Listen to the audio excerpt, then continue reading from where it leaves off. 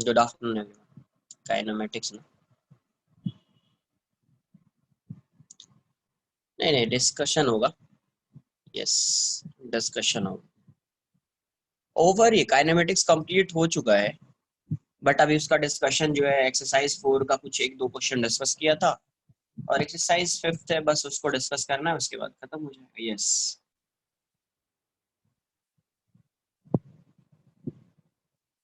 Yes yes yes, बस उसके बाद कंप्लीट हो जाएगा ये चैप्टर। नेक्स्ट वीक से, नेक्स्ट वीक देख लेते हैं क्या है नहीं है। अगर आज कंप्लीट हो जाएगा तो फिर नेक्स्ट लेक्चर से स्टार्ट करेंगे, नहीं होगा तो फिर नेक्स्ट लेक्चर में भी इसी को डिस्कस करेंगे। एक मिनट, एक मिनट, मैं पीडीएफ एक बार देख लेता हूँ। एक मिनट, काइनेमेटिक्स 2 ना,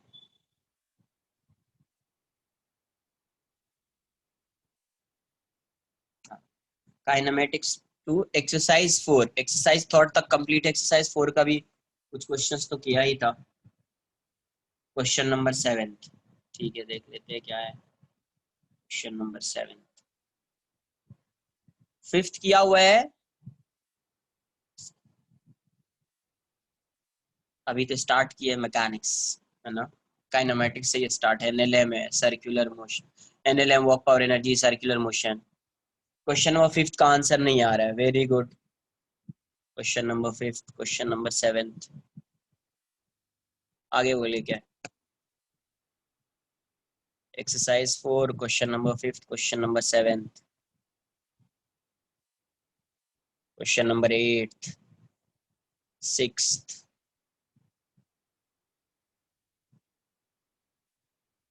16th, 17 हो गया ना। एक्सरसाइज 5 का बताइए क्या है। Exercise 5 15th, exercise 5 question number 13th,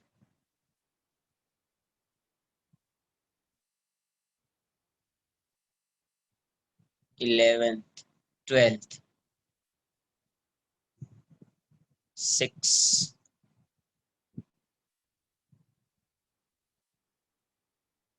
6 देख लेते हैं, आज हो जाएगा फिर कंप्लीट, अपना ये चैप्टर हो जाना चाहिए। 7th,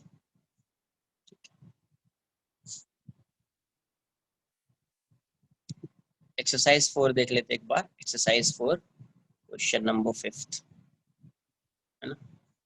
5th क्या बोल रहा है, पार्टिकल याद 12x, yes 12x equals to 4t cube minus 15t square plus 12t plus 6। तो सबसे पहले एक बार वेलोसिटी देख लेते हैं, ठीक है। तो इसको डिफरेंशिएट करना पड़ेगा। तो 12 dx बाई dt, ये कितना हो जाएगा 12 T square minus 30t plus 12। तो यही क्या हो जाएगा 12v equals to 12t square minus 30t plus. Check करना पड़ेगा कहाँ पे वेलोसिटी जीरो हो रहा है। चेक करने के लिए v को जीरो पुट कर दिया तो 12v भी जीरो हो जाएगा, है ना। 12v की value 12t square minus 30t plus 12 equals to zero आ जाएगा, है ना। यहाँ से t की वैल्यू आपको आएगी, तो 6 कॉमन ले लीजिए तो 2 square minus 5t plus 2 equals to zero. तो यहाँ से 2t square minus t minus 4t plus 2 equals to zero आ जाएगा। तो यहाँ से t कॉमन तो 2t माइनस 1 माइनस 2 कॉमन ले लीजिए तो t माइनस 2t माइनस 1। तो यहाँ से t की वैल्यू आ गई। ये क्यों फाइंड कर रहे हैं t की वैल्यू जहाँ पे वेलोसिटी जीरो है, बिकॉज वहां पे क्या करेगा, पार्टिकल जो है अपने डायरेक्शन को चेंज करता है। तो यहाँ से t की वैल्यू 1/2 आ जाएगी और t की वैल्यू 2 हो जाएगी, है ना। ये इसका मतलब अगर पार्टिकल स्ट्रेट लाइन में ऐसे जा रहा है तो एक बार t इक्वल्स टू जीरो पे देख लेते हैं कहाँ पे particle. t equals to zero पे x की वैल्यू कितनी होगी, तो t equals to zero put कर देता हूँ मैं इसमें, तो ये 0 0 0 हो जाएगा, है ना। 6 और ये 12 है, 12 इस साइड आएगा तो 1/2। तो t इक्वल्स टू 0 पे x की वैल्यू कितनी आ गई 1/2। अब t इक्वल्स टू 1/2 पे पार्टिकल यहाँ पे आ जाएगा, फिर ये अपने डायरेक्शन को चेंज करेगा तो इस डायरेक्शन में आएगा। ठीक है, तो यहाँ पे x देख लेते हैं, यहाँ पे x की वैल्यू क्या होगी। तो यहाँ पे x t की वैल्यू को 1/2 पुट कर दीजिए इस इक्वेशन में, है ना। तो अलग से फाइंड कर लेता हूँ मैं एट t इक्वल्स टू, फिर लास्ट में डायग्राम बना देंगे। t equals to 1/2, 12x equals to क्या आ जाएगा 4 into 1/8 minus 15 into 1/4 plus 12 into 1/2 plus 6। इतना नोट कर लीजिए पहले, आप इसको नोट कर लीजिए, फिर आगे देखते हैं क्या आता है।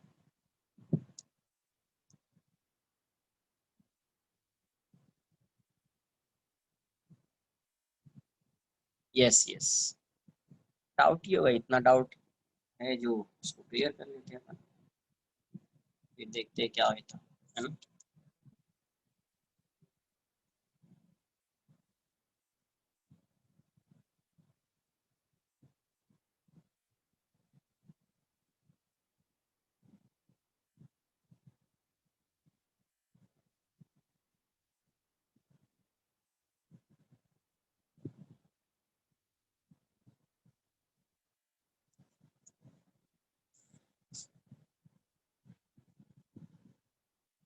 यहाँ पे कुछ x की वैल्यू आएगी, उसको फिर से मैं ये ड्रॉ करूंगा। फिर से देखिए ये कितनी वैल्यू आएगी 1/2 माइनस 15/4 6 प्लस 6। इसको मैं नोट कर लिया इसको।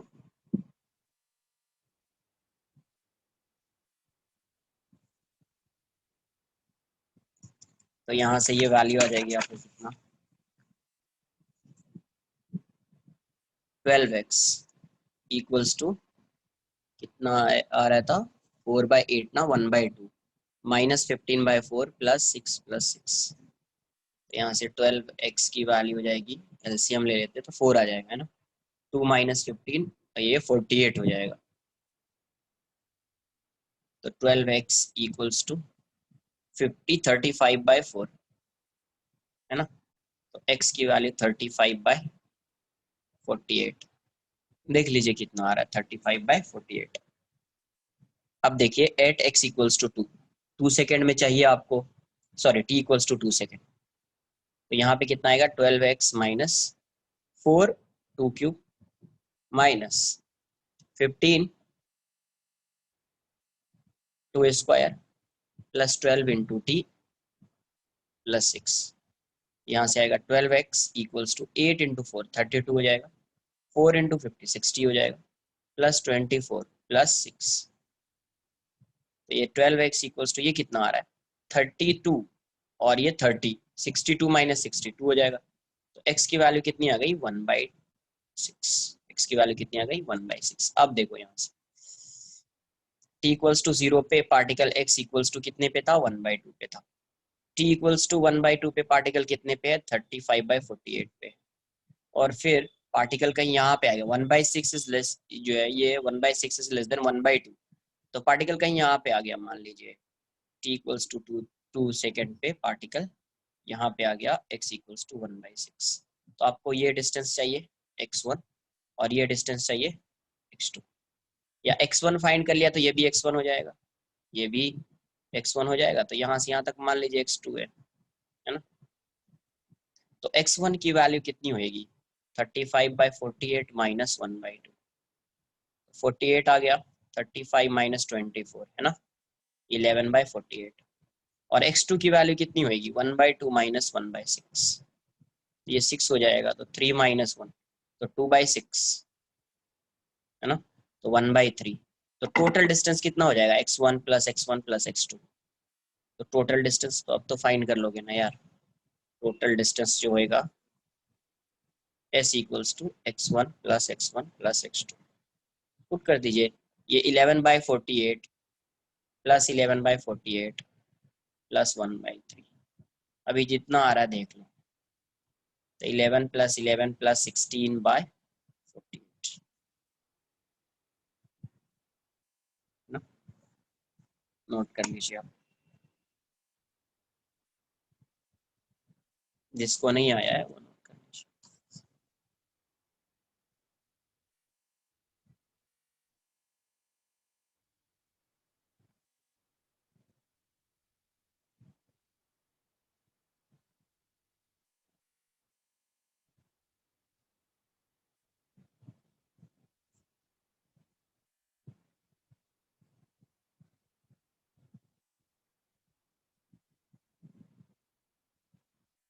कहाँ माइनस? अरे ये डिस्टेंस कैसे फाइंड करोगे यार? डिस्टेंस क्या है यहाँ पे? यहाँ से यहाँ गया, वापस यहाँ से यहाँ आया, ये होगा ना टोटल डिस्टेंस। तो ये डिस्टेंस x1, ये x2, तो ये वाला डिस्टेंस कितना होएगा?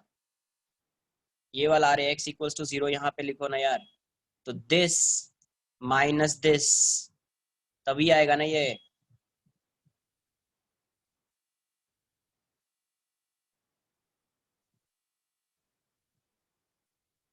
नहीं, इधर उधर से नहीं, कैलकुलस है तो कैलकुलस में जितना आपके बुकलेट में है बस उसको भी रिवाइज कर जाइए, नोट्स देख लीजिए, उतना इनफ है बस। इधर उधर से कहीं कुछ नहीं पढ़ना है।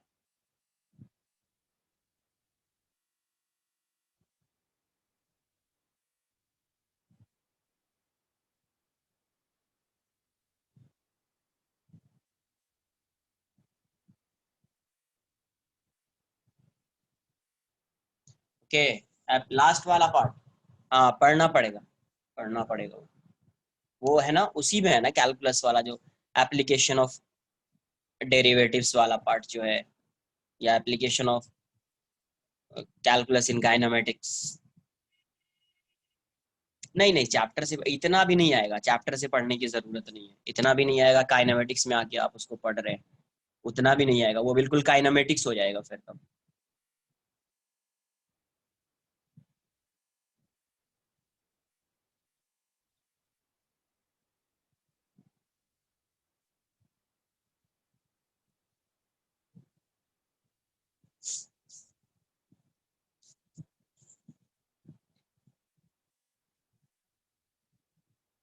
देखिए, नेक्स्ट है क्वेश्चन नंबर 7। जिसका डाउट है एक बार देख लीजिए क्या है, रीड कर रहा हूँ। Two swimmers leave point A on one bank of the river to reach point B, which is directly opposite to A on the other bank. ये रिवर है, यहाँ पे पॉइंट ए, यहाँ पे बी, ये लीव कर रहा है यहाँ से ए से, इसको कहाँ पे जाना है? वे पे। One of them crosses the river along straight line A B. Okay, एक जो है इसके अलोंग क्रॉस कर रहा है, इसके अलोंग क्रॉस कर रहा है, while the other swims at right angle to the stream and then walks the distance that he has been carried away by the stream to get the point B. Okay. Find the velocity u with which the man should walk if the both swimmers reached the destination simultaneously. The stream velocity is 2 meter. इस direction में ये कितने से जा रहा है? v r equals to 2 meter per second से जा रहा है, 2 kilometre per hour, sorry 2 kilometre per hour है। And the velocity of each swimmer with respect to water is equal to 2.5 kilometre per hour. देखिए पहले फर्स्ट केस में ये कैसा जा रहा है, यहाँ पे ये पहुंच रहा है ना, डायरेक्टली बी पे पहुंच रहा है, इसका मतलब ये जा रहा होगा इस डायरेक्शन में। तो फर्स्ट स्विमर है, तो velocity of first with respect to river, 1 with respect to R, river इस डायरेक्शन में जा रहा होगा, और ये थीटा एंगल है, तो इसका एक कंपोनेंट, इसको मान लीजिए कि ये थिकनेस, इसका विड्थ जो है वो W है, या L, कुछ भी मान लीजिए, D जो मानना है, W मान लिया मैंने। तो ये हो जाएगा W1R cos थीटा, है ना, और ये वैल्यू हो जाएगी W1R sin थीटा। भी जस्ट यहाँ पे पहुंच रहा है, आपको बताया है कि अगर जस्ट ये यहाँ पे पहुंच रहा है, इसका मतलब क्या हुआ? इसका मतलब ये हुआ कि ये वैल्यू और ये दोनों वैल्यू क्या हो जानी चाहिए? सेम हो जानी चाहिए। ये वैल्यू और ये वैल्यू क्या हो जानी चाहिए? सेम हो जानी चाहिए। ठीक है, तो यहाँ से वी आर की वैल्यू क्या हो जानी चाहिए? V1R sine theta, v1r sine theta. ये 2 है, ये 2.25, 2.25 ये 2.5 था, 2.5 ये 2.5 है इंटू साइन थीटा। तो साइन थीटा की वैल्यू यहाँ से आपको क्या आ गई, 2/2.5। तो यहाँ से 20/25 तो 4/5, तो थीटा की वैल्यू 53 डिग्री हो गई। तो पहला वाला कितने एंगल से जा रहा होगा, 53 से। तो इसको क्रॉस करने में कितना टाइम लग रहा होगा, तो टी की जो वैल्यू होगी इसकी, टी की जो वैल्यू होगी ये यहाँ से यहाँ तक कितने कितने टाइम में क्रॉस करेगा, और विड्थ W है, तो W/V1r cos थीटा। तो W/V1r 2.5 cos थीटा की वैल्यू कितनी हो जाएगी, 3/5, 3/5। तो ये कितना हो जाएगा, 0.5 इंटू 3 1.5, तो W/1.5 पहला हो गया, है ना। तो ये जस्ट यहाँ पे पहुंच रहा है, तो ये किसी एंगल पे जा रहा होगा तभी तो ये यहाँ पे आएगा, इसकी वेलोसिटी इसको इन दोनों को बैलेंस कर लेगा तो स्ट्रेट जाएगा, ऐसा फाइनली यहाँ पे आ जाएगा। सेकेंड केस में क्या बोल रहा है कि वो स्विम तो इनिशियली ये इसी लाइन के अलोंग कर रहा था, ऐसा जा रहा था, velocity of 2 with respect to r, ऐसा जा रहा था। बट अगर ये ऐसा जाएगा रिवर इस डायरेक्शन में, तो ये कहीं यहाँ पे आएगा, है ना। इन दोनों का रिजल्टेंट कहीं यहाँ पे होएगा, तो ये कहीं यहाँ पे आएगा।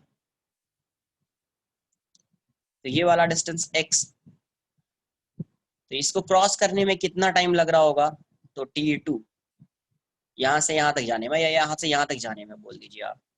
t2 की वैल्यू कितनी हो जाएगी, या t1 बोल दीजिए, t1 की वैल्यू हो जाएगी W/V2r, मतलब W/2.5। फिर आप यहाँ से भी ये वॉक करते हुए यहाँ पे आएगा, कितने वेलोसिटी से आ रहा है, u से। तो एंड t2 की वैल्यू क्या हो जाएगी, ये वाला डिस्टेंस x बाय कितने स्पीड से जा रहा था, u से, तो x/u। x की वैल्यू कितनी हो जाएगी, तो इस जो स्विमर है उसकी x डायरेक्शन में स्पीड तो यही है, इसका कोई कंपोनेंट है नहीं, तो यही है। तो ये कितना हो जाएगा, v/r। और टाइम कितना लगेगा इसको, x की वैल्यू अगर फाइंड भी करते, पहले इसको छोड़ दो, x की वैल्यू अगर फाइंड भी करते तो क्या लिखते, v/r इंटू t1। अरे जितना यहाँ से यहाँ तक जाने में लगा है वही टाइम है ना, यहाँ से यहाँ तक जाने में भी उतना ही टाइम लगा होगा, यही t1। तो पहले इसको फाइंड कर लीजिए, v/r है कितना आपका 2, और t1 की वैल्यू कितनी आएगी, W/2.5। तो ये आपका हो गया x, ये आपका क्या हो गया x। तो इसी तरीके से t2 की वैल्यू फाइंड कर लेंगे, तो t1 plus t2 equals to t हो जाएगा। साइमल्टेनियसली पहुंच रहा है तो दोनों का टाइम क्या होएगा, सेम हो, है ना।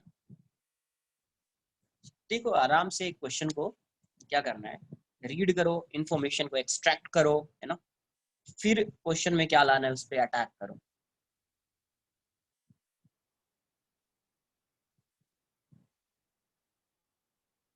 अरे कहाँ, अरे ये बताओ, x की वैल्यू कैसे फाइंड करोगे, ड्रिफ्ट क्या होता है, ड्रिफ्ट, ड्रिफ्ट क्या होगा, net velocity of swimmer along this direction into time taken to cross the river। तो इसकी वेलोसिटी तो इस डायरेक्शन में सिर्फ vr है ना यार, इसका कोई कंपोनेंट है क्या, नहीं है, तो vr। और कितना टाइम लग रहा है क्रॉस करने में, t1, तो इंटू t1।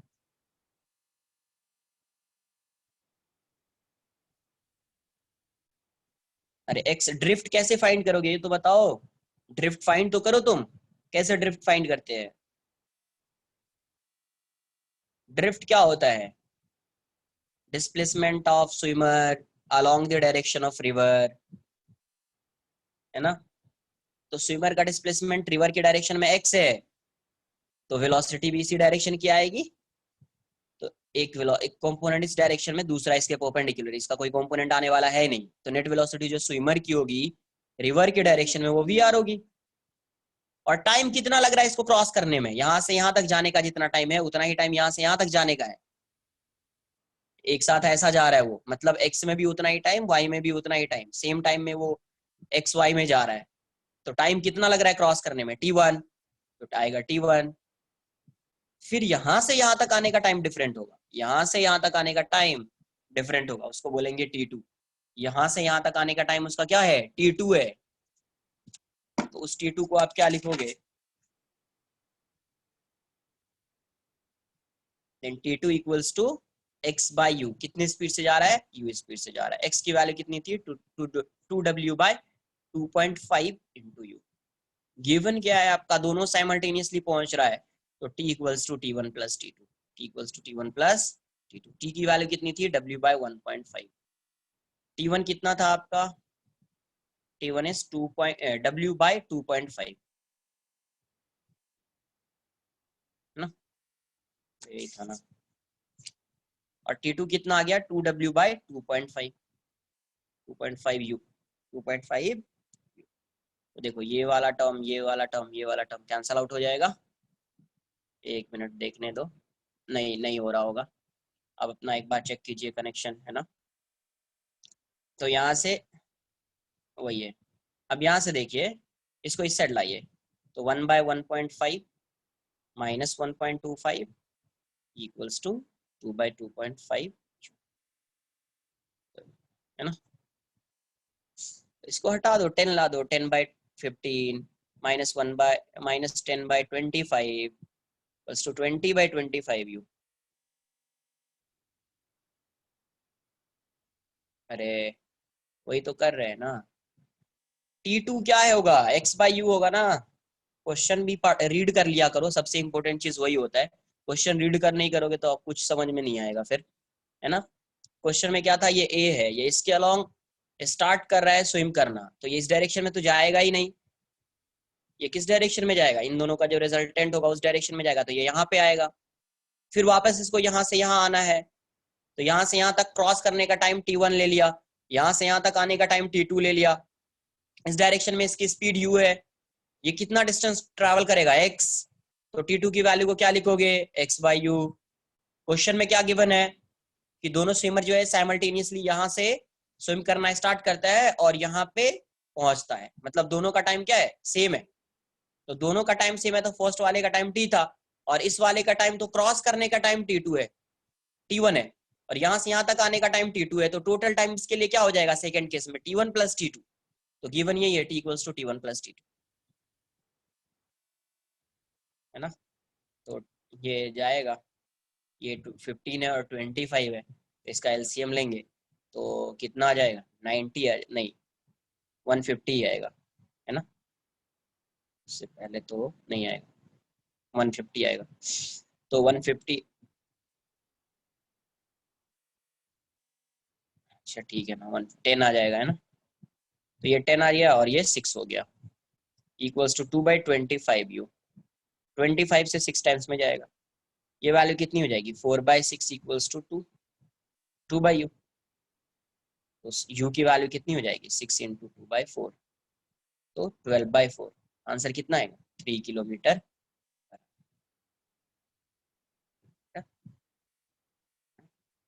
तो क्वेश्चन को रीड कीजिए, समझिए क्या गिवन है, इंफॉर्मेशन क्या है, कैसे फाइंड करना है।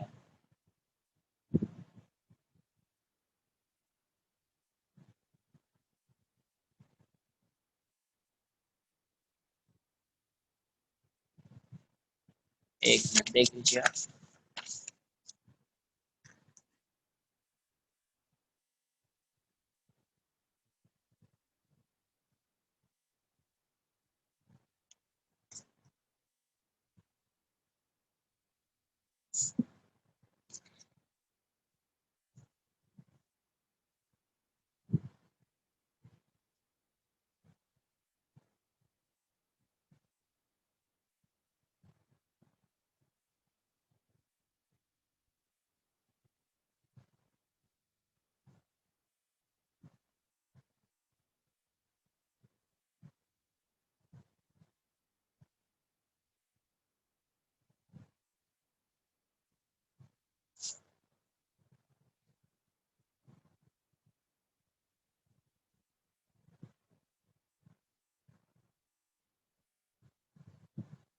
सिक्स भी है डाउट ना, सिक्स भी सॉल्व करना, 5 6 7 8 15 16 17, मतलब ये चैप्टर का तो सब डाउट ही हो गया।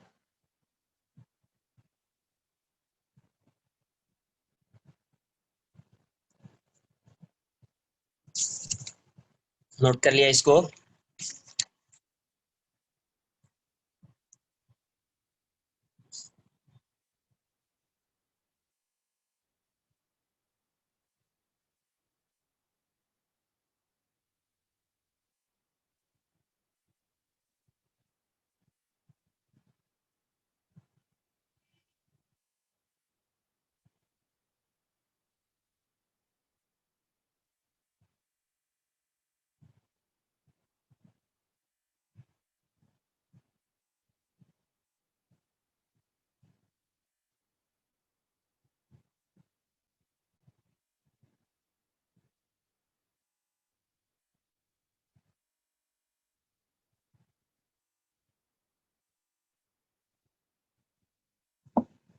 नोट कर लिया?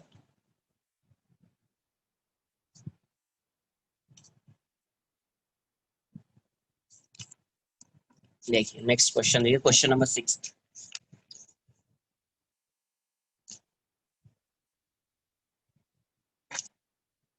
सिक्स्थ में क्या बोला है? The instantaneous question, page number 5, question number 6। The instantaneous velocity v of a particle at time t is given as v equals to 4t cube minus 2t plus 1, where t is in second and v is in centimeter per second. Find the average velocity of the particle during third second. Question में क्या बोला है? Third second में बताना है average velocity.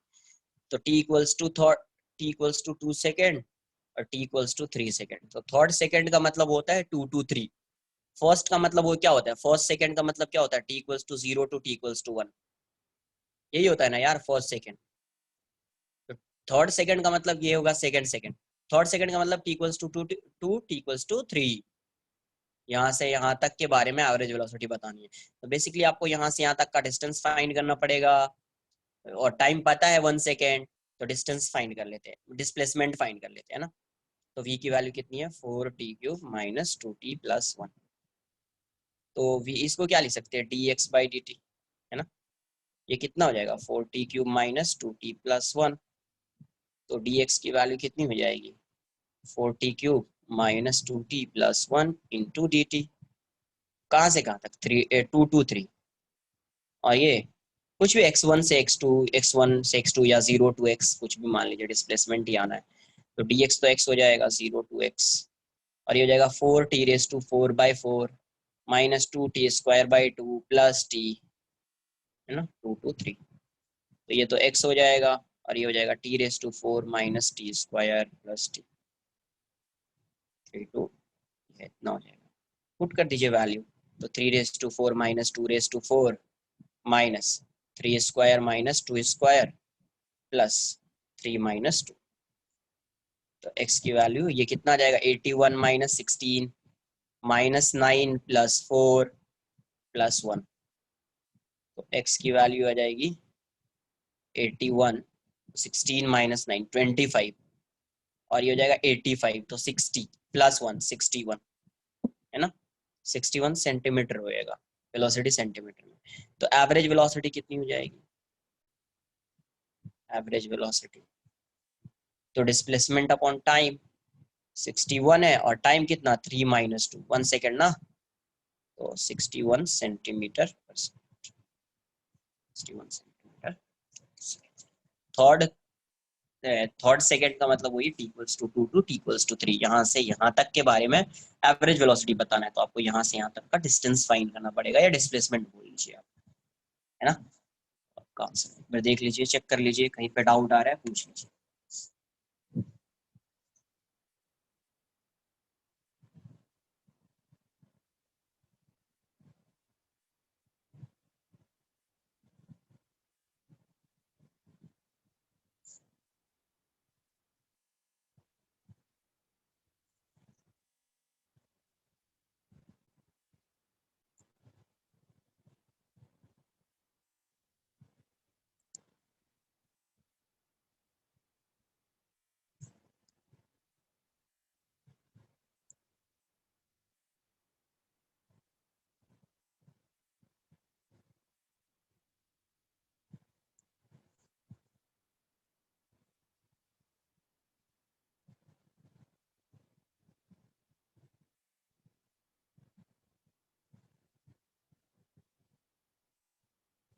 Done. Next question देखिए, question को read करो, समझो क्या बोला जा रहा है। ऐसा नहीं कि स्टेटमेंट दिखा रहे ये तो बहुत 3 to 4 सेंटेंसेस लिखा हुआ है तो ये तो क्वेश्चन टफ होगा, वैसा कुछ नहीं होता है। 8th देखिए, रीड करो। A shell is fired from a point O at an angle 60 degree with the horizontal with a speed of 40 meter per second।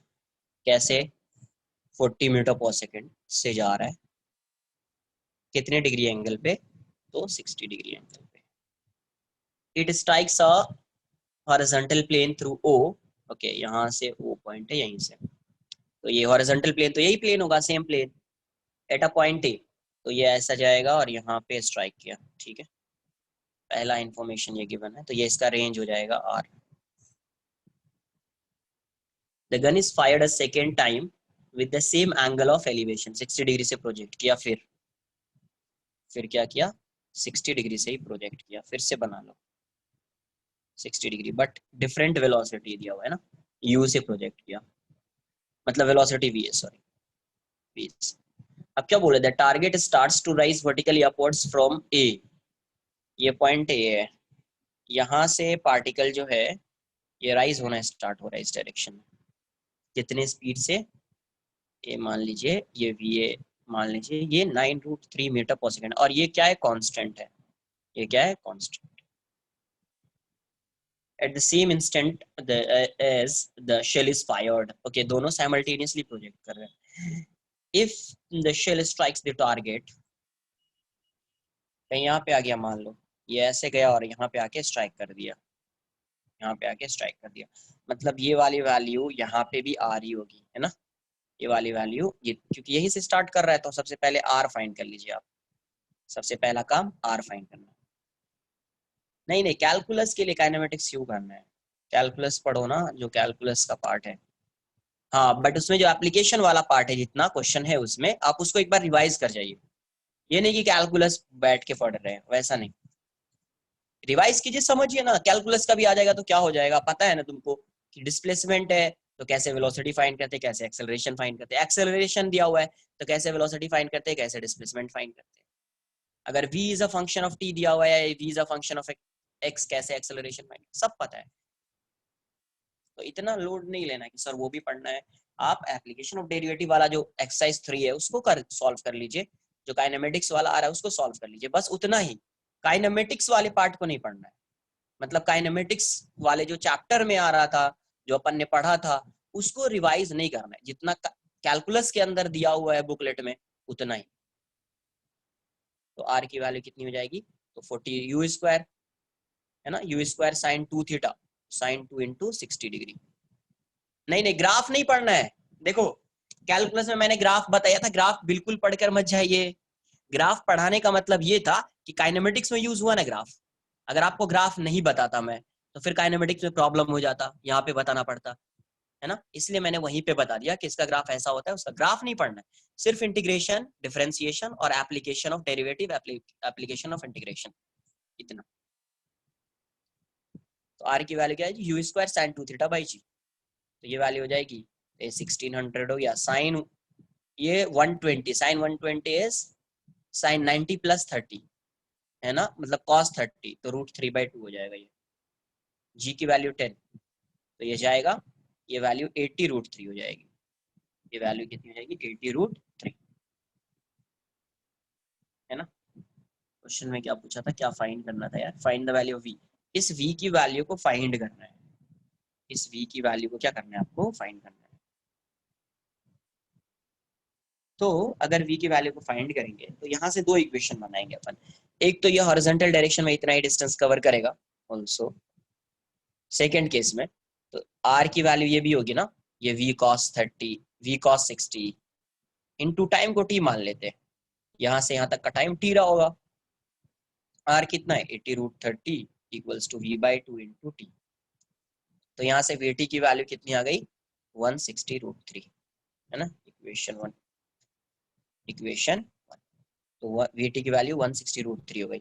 अब दूसरा काम क्या है कि ये जितना हॉरिजॉन्टल वर्टिकल डिस्टेंस कवर किया होगा, उतना ही ये भी डिस्टेंस कवर किया होगा वर्टिकल डायरेक्शन में, है ना, जितना इसका डिस्प्लेसमेंट है वर्टिकल डायरेक्शन में, उतना इसका भी डिस्प्लेसमेंट है, तो दोनों के डिस्प्लेसमेंट को सेम कर देंगे, दोनों के डिस्प्लेसमेंट को इक्वल कर देंगे, है ना, इतना पहले आप नोट कर लीजिए, दोनों के डिस्प्लेसमेंट को इक्वल कर देंगे, उससे आंसर आ जाएगा अपना।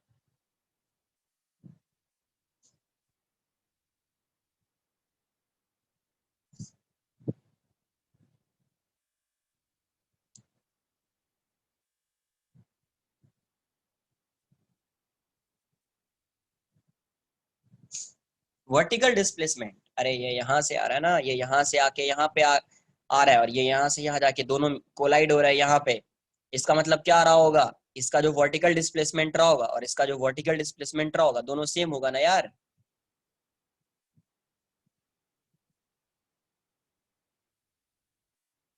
दोनों इक्वल होगा, है ना। इसका जो डिस्प्लेसमेंट होगा किस डायरेक्शन में, वाई डायरेक्शन में, और इसका भी जो डिस्प्लेसमेंट होगा वाई डायरेक्शन में, दोनों आके यहाँ पे कोलाइड हो रहा है और सेम प्लेन से प्रोजेक्ट किया, तो वाई डायरेक्शन में दोनों का डिस्प्लेसमेंट तो सेम है ना, उसी को इक्वल करेंगे।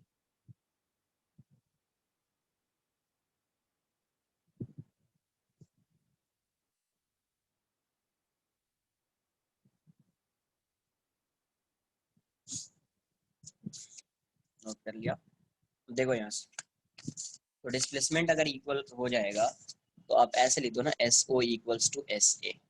इसका डिस्प्लेसमेंट कितना होएगा, वी वाई, वाई डायरेक्शन में, ये तो वाई में ऑलरेडी है, V sine 60 into T minus half G T square equals to, ये तो कांस्टेंट वेलोसिटी से जा रहा है, तो 9√3 इंटू टी, 9√3 इंटू टी, है ना। तो ये वैल्यू वी टी इंटू √3/2 आ जाएगा यहाँ से, वी टू इंटू √3/2, ये कितना आ जाएगा, 5t² हो जाएगा, है ना।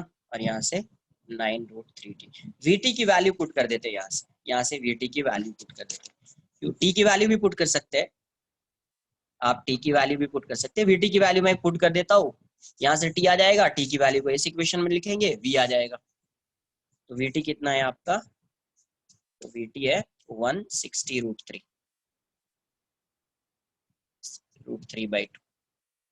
या किसी को लग रहा है टी की वैल्यू पुट कर दे तो वो भी चलेगा, उसमें भी कोई ये नहीं। तो 2 से 80 टाइम्स में जाएगा तो 240 हो जाएगा ये, माइनस 5t² इक्वल्स टू 9√3, ठीक है। तो ये वैल्यू कितनी आ जाएगी, 5t², इसको इस साइड ले आओ, minus plus 9√3t minus 240 equals to 0। तो यहाँ से आप t की वैल्यू फाइंड कर लीजिए, है ना। यहाँ से t की वैल्यू आ जाएगी, या आप ये इसी में डायरेक्टली v पुट कर दीजिए, t की वैल्यू पुट कर दीजिए तो वहां से डायरेक्टली v आ जाएगा, या तो यहाँ पे t पुट कर दीजिए, और इक्वेशन 1, फ्रॉम इक्वेशन 1 क्या था, वी टी इक्वल्स टू 160√3, तो टी की वैल्यू यहाँ जो आएगी उसको यहाँ पे पुट करेंगे तो वी आ जाएगा, यहाँ से वी आ जाएगा। क्वेश्चन नंबर 8, आपका question number 8,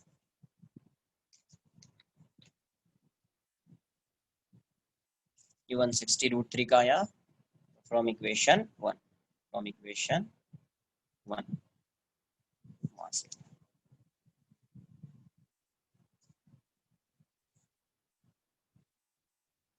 next question number 15, 16 and 17, वो भी देख लेते हैं क्या है।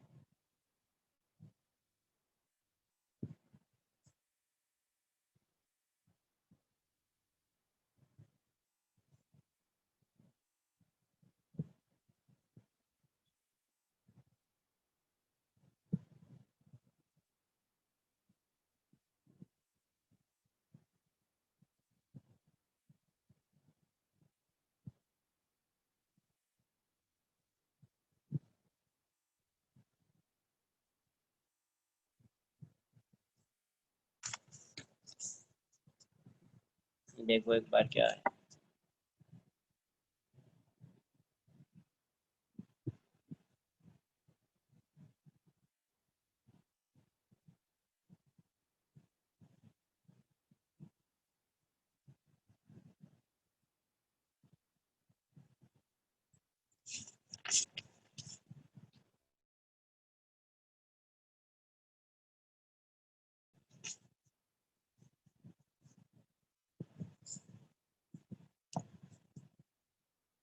क्वेश्चन नंबर 15 देख लेते हैं क्या दिया।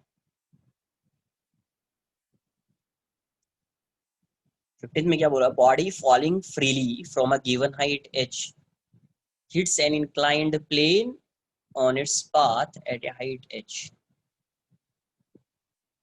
ये मान लीजिए ये आपका हाइट h, यहाँ से body free falling from a height h hits an inclined plane on its path,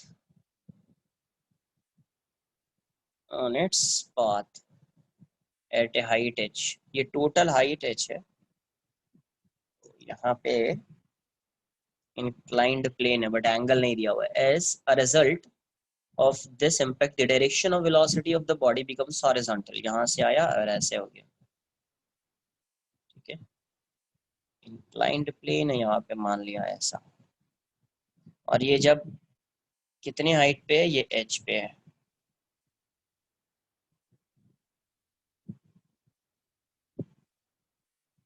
previous question क्या एक्सप्लेन करूँ बोलो,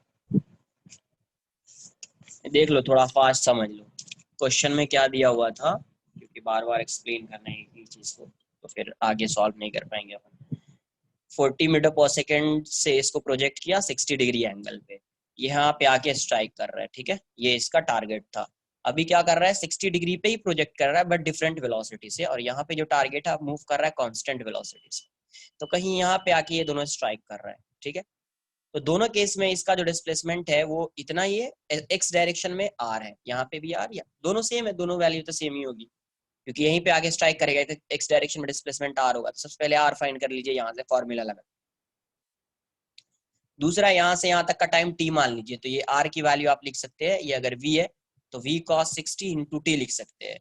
तो आर की वैल्यू पुट कर दीजिए, यहाँ से वीटी की वैल्यू इतनी आ जाएगी, वीटी की वैल्यू ये हो जाएगी। दूसरा केस यहाँ पे क्या हो सकता है कि जब ये यहाँ पे आके स्ट्राइक कर रहा है, इसका मतलब displacement of this particle along Y direction equals to displacement of this particle along Y direction, है ना, क्योंकि दोनों सेम प्लेन से प्रोजेक्ट किया है। तो यहाँ पे आ जाएगा, तो वाई डायरेक्शन में दोनों का डिस्प्लेसमेंट क्या हो जाएगा, सेम हो जाएगा। तो दोनों के डायरेक्शन को मैंने क्या, दोनों के डिस्प्लेसमेंट को वाई डायरेक्शन में मैंने सेम कर दिया है। ओ वाई तो V T U Y T minus half D T square equals to, इसकी और ये जो स्पीड है वो कांस्टेंट है तो सीधा स्पीड इनटू टाइम हो जाएगा। तो यहाँ से आपका इक्वेशन 1 और इसमें पुट कर दीजिएगा टी की वैल्यू, तो यहाँ से टी आ जाएगा। फिर इस टी की वी की वैल्यू पुट कीजिएगा, फिर इस टी की वैल्यू यहाँ पे पुट करेंगे तो वी का आंसर आ जाएगा, जो भी होना है ना।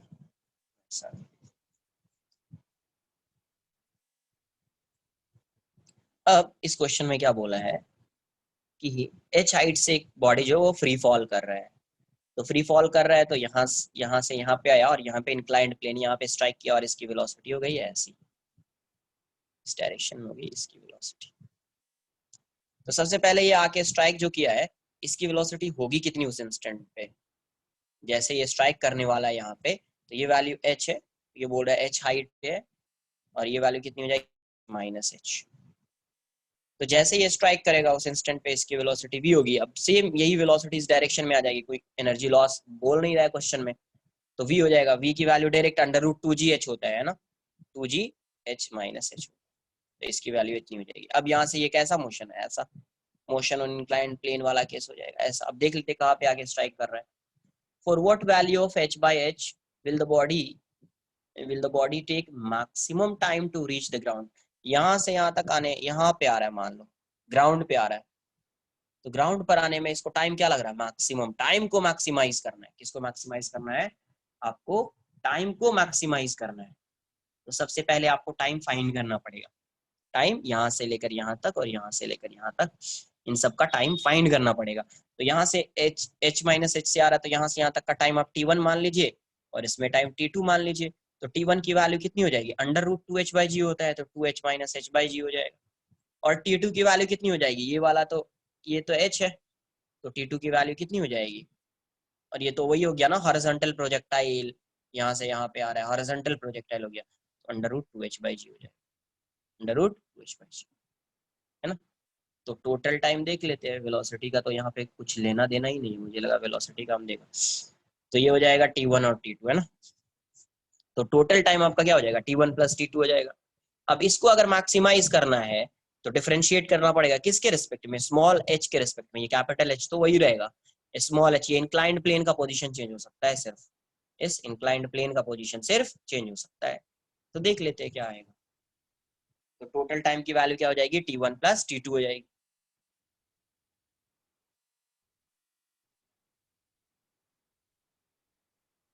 रूट h/g क्यों आएगा, अरे ये मान लो ये पार्टिकल यहाँ से आ रहा है, यहाँ से यहाँ पे आ रहा है h, ठीक है।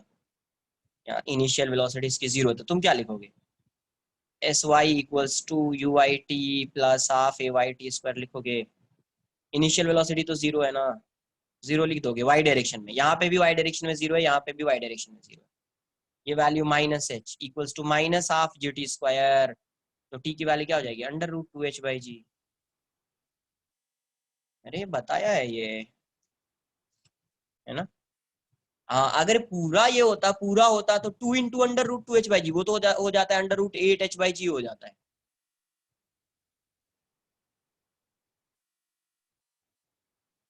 अरे एस वाई के फॉर्मूला से लगाओ ना, यहाँ पे भी और यहाँ पे भी initial velocity X direct Y direction में है क्या, नहीं है, तो वाई डायरेक्शन में इनिशियल वेलोसिटी है ही नहीं, तो फॉर्मूला क्या लगाओगे। तो एस वाई की वैल्यू कुछ याद है ये सब, प्लस हाफ ए वाई टी स्क्वायर,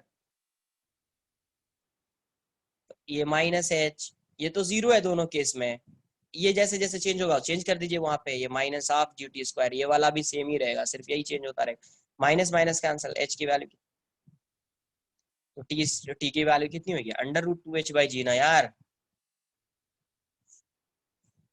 ये होएगा। तो यहाँ से टोटल टाइम कितना आएगा इसका, total time is T one plus T one plus, तो टी की वैल्यू कितनी हो जाएगी under root two G H minus H by G, sorry two H minus H by G plus two H by जी।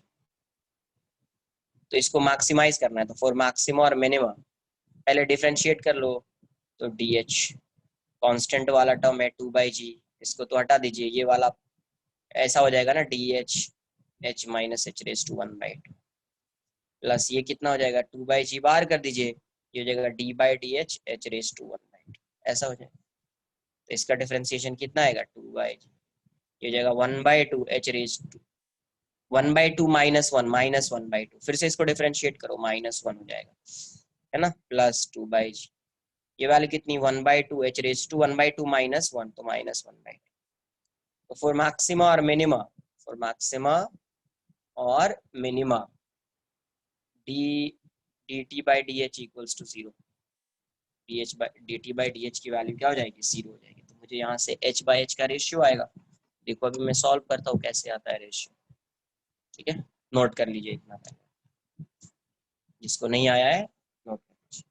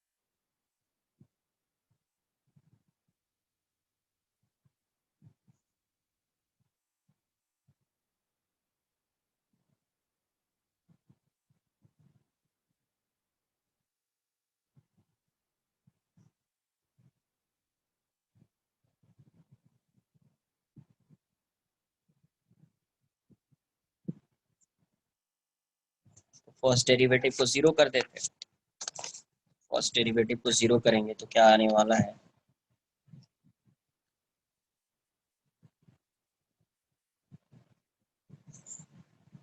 तो D T by D H की value हो जाएगी zero, यहाँ से under root two by G into one by two, और ये value H minus H raise to minus one by two, negative आएगा minus आ रहा है, और ये प्लस है two by G one by two H raise to minus one by two equals to zero. इसको इस साइड लेकर जाइए, ये वाला टर्म तो कैंसिल आउट हो जाएगा, इसको उस साइड लेकर जाइए, तो ये वैल्यू हो जाएगी H raise to minus one by two equals to H minus H raise to minus one by two, minus power हट जाएगा, तो एच की वैल्यू कितनी हो जाएगी एच माइनस एच, तो यहाँ से क्या आ जाएगा two H equals to H, तो फाइंड क्या करना था एच बाई एच ना, टू आ जाएगा एच बाई, एक मिनट फाइंड क्या करना है small H by capital H, तो यहाँ से एच बाई एच की value one by to,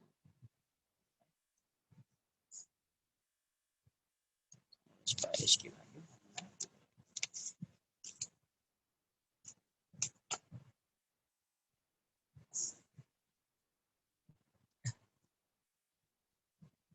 question में क्या बोला जा रहा है, क्या फाइंड करना है, इंफॉर्मेशन लिखिए और उसके अकॉर्डिंग जो फॉर्मूला यूज हो सकता है आप उसको यूज कीजिए। ठीक है, क्वेश्चन नंबर 16 में क्या बोल रहा है, the V S graph, velocity displacement graph describing the motion of a motorcycle is shown in figure. Construct the AS graph of the motion and determine the time needed for the motor car to reach the position S equals to 120 metre, ln 5 की value given है। मतलब आपको time find करना है ना, जब उसका displacement कितना हो, 120 मीटर हो।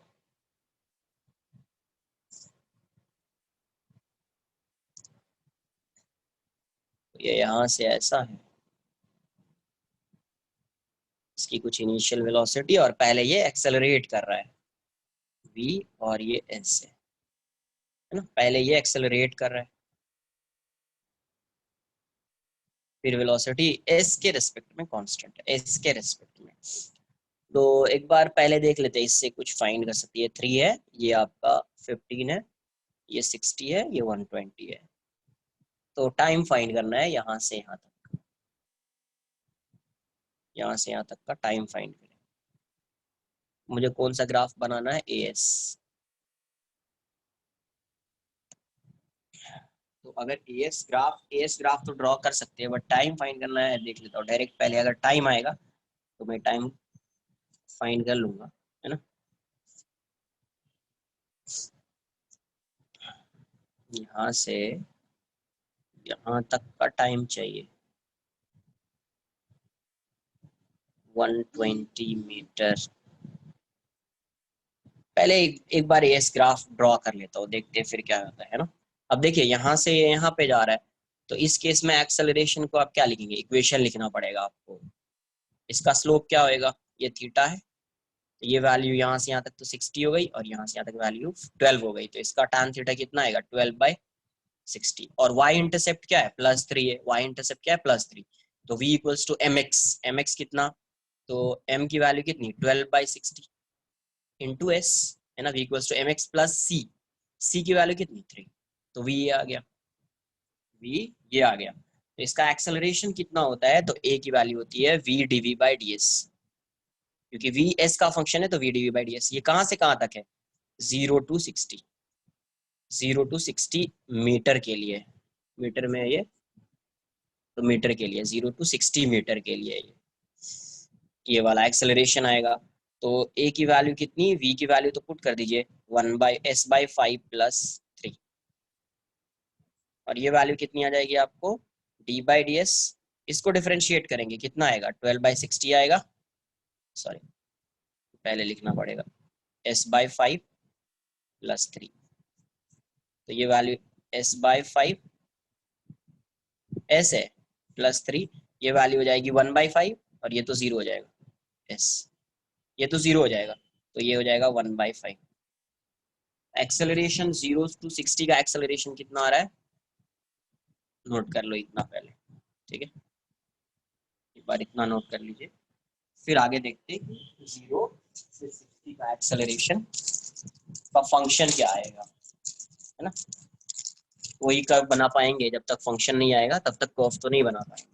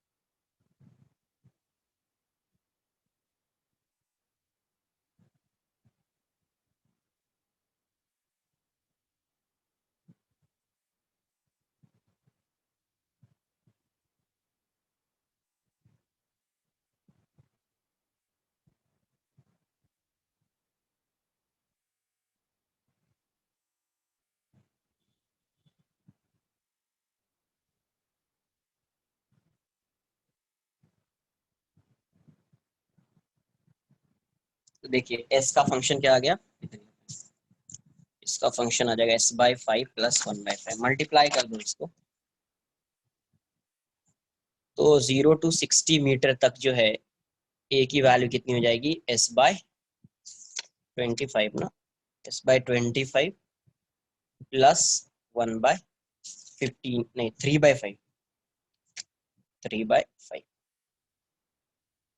अब देखो 60 मीटर से 20 मीटर तक, 120 मीटर तक, यहाँ पे वेलोसिटी क्या है, कांस्टेंट है ना। वेलोसिटी कांस्टेंट है तो एक्सेलरेशन क्या हो जाएगा, 0 हो जाएगा। तो अब ये कैसा ग्राफ है, ये कैसा ग्राफ है, ए और एस। तो देखो इसका y इंटरसेप्ट 3/5 है, तो यहाँ से स्टार्ट होगा, है ना। और इसका ये वाला, और इसका स्लोप 1/25 है, तो यहाँ से स्टार्ट होगा, ग्राफ ऐसा जाएगा, है ना। लीनियर आ रहा है ना, स्ट्रेट लाइन जाएगा ग्राफ। फिर जब ये 60 मीटर पे आएगा, फिर उसके बाद एक्सेलरेशन 0 हो जाएगा, 120। ये वैल्यू कितनी है, 3/5। ये वैल्यू कितनी होगी, 60, 60 पुट कर दो यहाँ पे, तो देख लो एक्सेलरेशन की कितनी वैल्यू आएगी यहाँ, 60 पुट कर दीजिए। तो 60 पुट करेंगे तो 60/25, तो यहाँ पे इस पॉइंट पे एक्सेलरेशन की वैल्यू 60/25 प्लस 3/5। तो 25 तो आएगा, 60 प्लस 5 तो 15, 75, तो ये 3 हो जाएगा, ये वैल्यू 3 हो जाएगी। तो यहाँ पे 3 है और यहाँ पे 0.6 है, इतना आएगा। इसका एएस का ग्राफ ऐसा बन जाएगा, एएस का ग्राफ ऐसा बन जाएगा। अब टाइम भी देखना है आपको, टाइम फाइंड करना है आपको, क्या फाइंड करना है, टाइम, है ना। तो टाइम फाइंड करना है, तो टाइम कैसे फाइंड करेंगे वो भी देख लेते हैं। ये बात आई समझ में।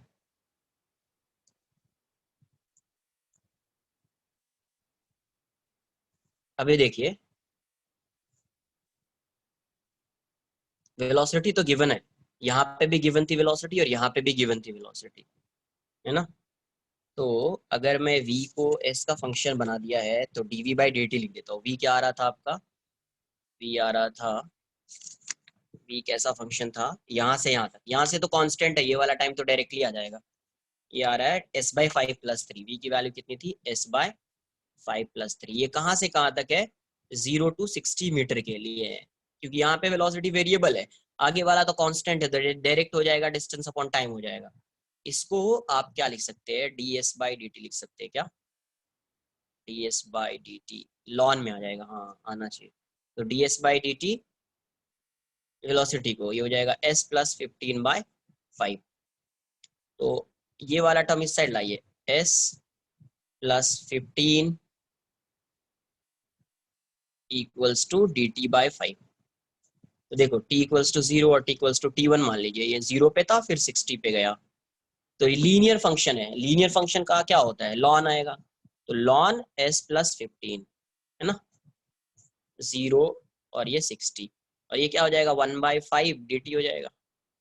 कोएफिशिएंट ऑफ s 1 है इसीलिए नहीं लिखा, पुट कर दीजिए, तो ln 75 माइनस ln 15, है ना, 0 पुट करेंगे तो ln 15 आ जाएगा, ये t आ जाएगा t1, तो t1/5। तो ये वैल्यू कितनी हो जाएगी, ln 75/15 = t1/5। तो यहाँ से ये ln 5 आ जाएगा, ln 5 आ जाएगा, तो ln 5 = t1। ln 5 की वैल्यू दी हुई है क्वेश्चन में 1.6, तो t1 कितना आएगा, 1.6 × 5, 8 सेकेंड। t1 की वैल्यू कितनी हो गई, 8 सेकेंड। मतलब 0 to 60 मीटर डिस्टेंस कवर करने में कितना टाइम लग रहा है, तो 8 सेकेंड लग रहा है। अब 60 to 120 में वेलोसिटी कांस्टेंट है, वेलोसिटी क्या है, कांस्टेंट है, तो directly distance upon speed find कर लेंगे, डिस्टेंस अपॉन स्पीड। ठीक है, देख लीजिए, नोट कर लीजिए, समझिए कैसे क्वेश्चन सॉल्व हो रहा है, क्या है नहीं है, सिर्फ कॉपी नहीं करना है, समझ में भी आना चाहिए ग्राफ कैसे बन गया, ये वेलोसिटी में से टाइम कैसे फाइंड किया।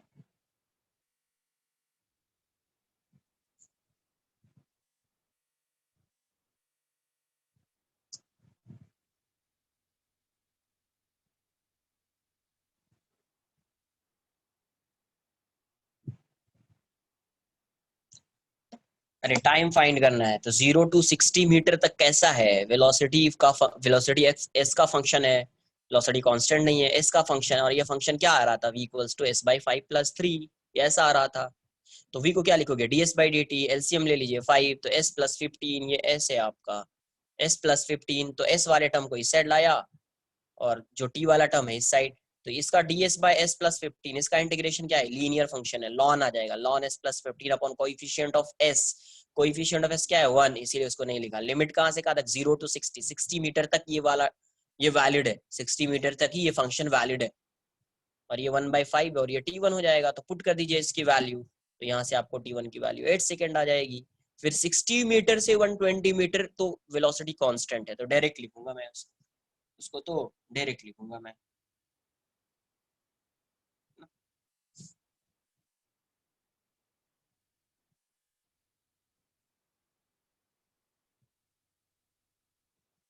जो वेलोसिटी कांस्टेंट है उसको तो डायरेक्ट लिखना पड़ेगा यार।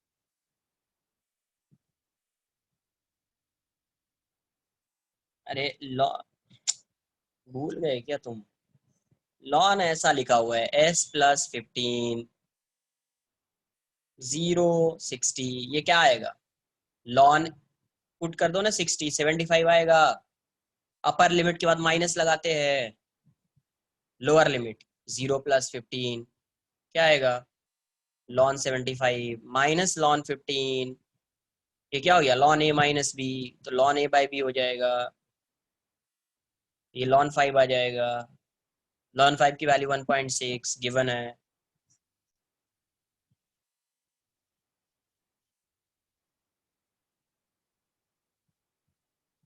पुट कीजिए ना, उसके लिमिट्स को पुट कीजिए, फिर देखिए उसके लिमिट्स को पुट कर दीजिए, फिर देखिए क्या आ रहा है ना।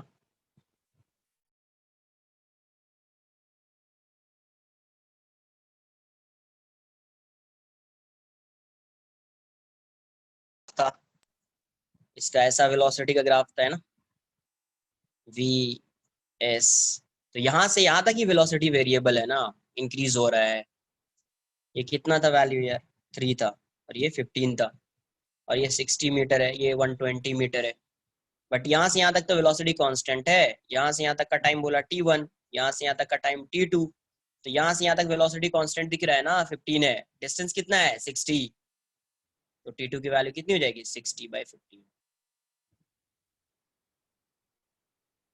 नहीं समझ में आया तो 120 माइनस 60/15, t2 की वैल्यू कितनी हो जाएगी 60/15, मतलब 4 सेकेंड, तो टोटल टाइम कितना आएगा, total time total time total time हो जाएगा आपका t1 प्लस t2, t1 कितना था 8 सेकेंड, ये कितना है 4 सेकेंड, आपका आंसर कितना आएगा 12 सेकेंड, आंसर कितना आएगा 12 सेकेंड, 12 सेकेंड आंसर।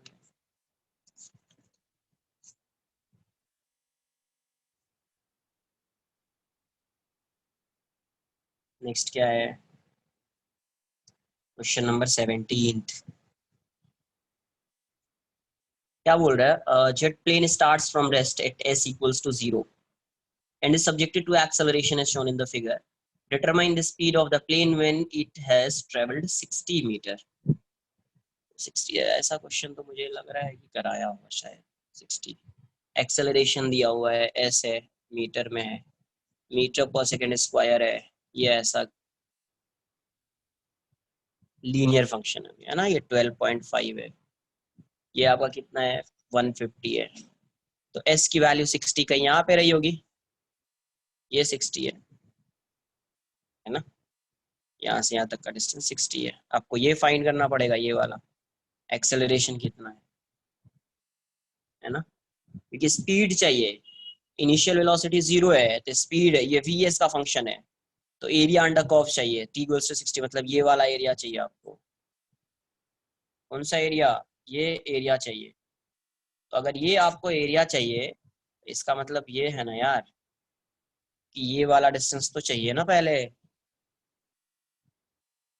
ये वाला डिस्टेंस तो फाइंड करना पड़ेगा, ये वाला डिस्टेंस फाइंड करना पड़ेगा। तो ये डिस्टेंस फाइंड कैसे करेंगे? तो एक चीज ये है कि या तो फंक्शन बना लेते हैं इसका, या एक बार देखो सिमिलर ट्रायंगल से आंसर आता है क्या, क्योंकि यूनिट्स डिफरेंट हो सकता है, इसीलिए थोड़ा हो जाएगा। देख लेते हैं, मैं दोनों से करता हूँ एक बार। तो इसका फंक्शन क्या आएगा? इसका y इंटरसेप्ट इतना है, x इंटरसेप्ट y इंटरसेप्ट 22.5 है, स्लोप नेगेटिव है, तो a को क्या लिखोगे? a इक्वल्स टू स्लोप कितना है, this upon this, but minus के साथ 25.2 150 s प्लस 22.5 है ना। अब s की वैल्यू पुट कर देते हैं, s की वैल्यू कितनी है 60, तो वहां पे a आ जाएगा, मतलब ये वाला आ जाएगा, ये वैल्यू आ जाएगी, इसको a नॉट मान लीजिए, है ना। तो at s equals to 60, a की वैल्यू क्या है, a नॉट है, तो a नॉट कितना आ जाएगा आपको -22.5 अपॉन 150 इंटू 60 प्लस 22.5। तो ये 30 से 5 टाइम्स में जाएगा, 30 से 2 टाइम्स में जाएगा, ये 5 से 4.5 इंटू 2 प्लस 12 22.5, ये हो जाएगा 9, तो 12 22 और 9 है 13.5 हो जाएगा। ये वैल्यू मिल गई आपको 13.5, ये वाला डिस्टेंस कितना है 13.5, तो इसका एरिया फाइंड कर लीजिए, ये वाला एरिया फाइंड कर लीजिए, है ना। तो ये एरिया अगर फाइंड कर, नोट कर लीजिए इतना पहले, क्योंकि आपको पता है एएस कर्व क्या देता है, यस वही बोल रहा हूँ, एक बार उससे भी चेक कर लो सिमिलर ट्रायंगल से, तो इसकी वैल्यू शायद 13.5 ही आएगी, इसकी वैल्यू 13.5 ही आएगी, सिमिलर ट्रायंगल से भी चेक कर सकते, मैं इस साइड चेक कर रहा हूँ। तो देखो ये एक ट्रायंगल है और ये वाला ट्रायंगल है, तो कितना आ जाएगा 150 बाय 22.5 इक्वल्स टू, इसको ए नॉट मान लीजिए बाय 60, नहीं सॉरी 60 बाय ए नॉट, है ना, 60 बाय ए नॉट, तो ये 2 ये 3 है, 2 ये 5, तो ए नॉट की वैल्यू कितनी हो जाएगी 2 इंटू 12.5 बाय 5 आएगा क्या, देख लो एक बार।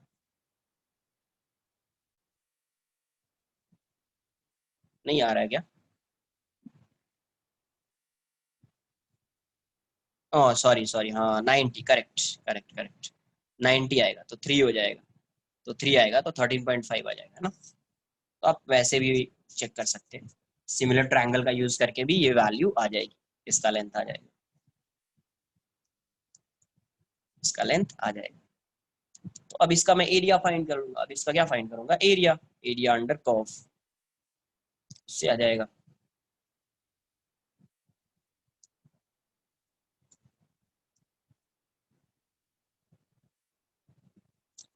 तो देखिए अभी ये क्या होगा, इसका एरिया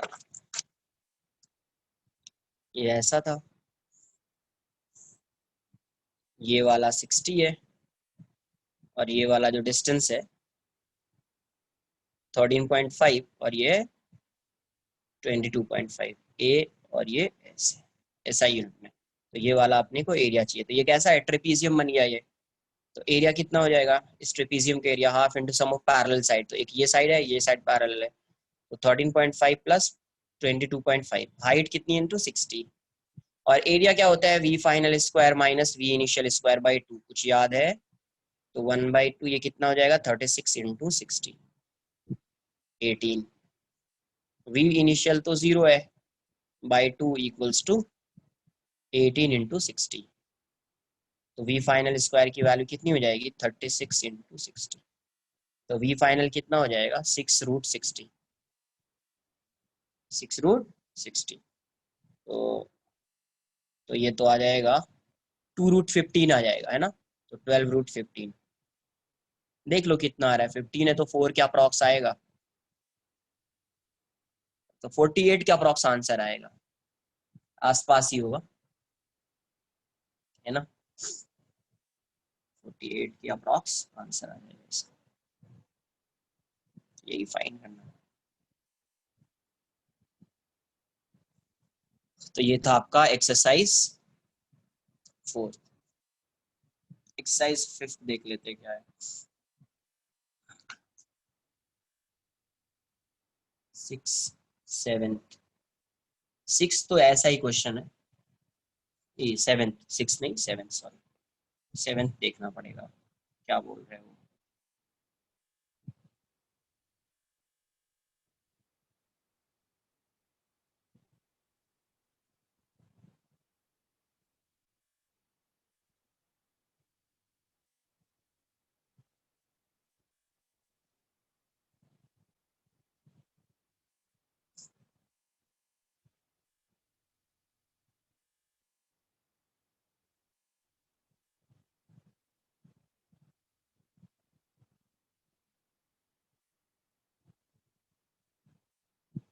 नोट कर लीजिए इतना पहले।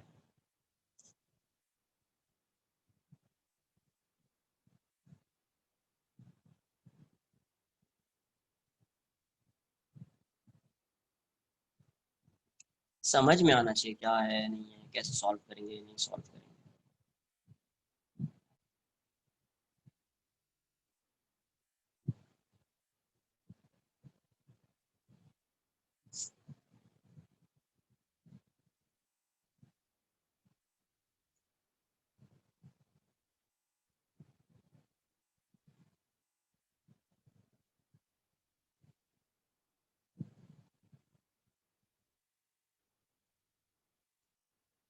डन ना, एक्सरसाइज 5 का भी कुछ क्वेश्चंस हो ही जाएगा, देख लेते हैं।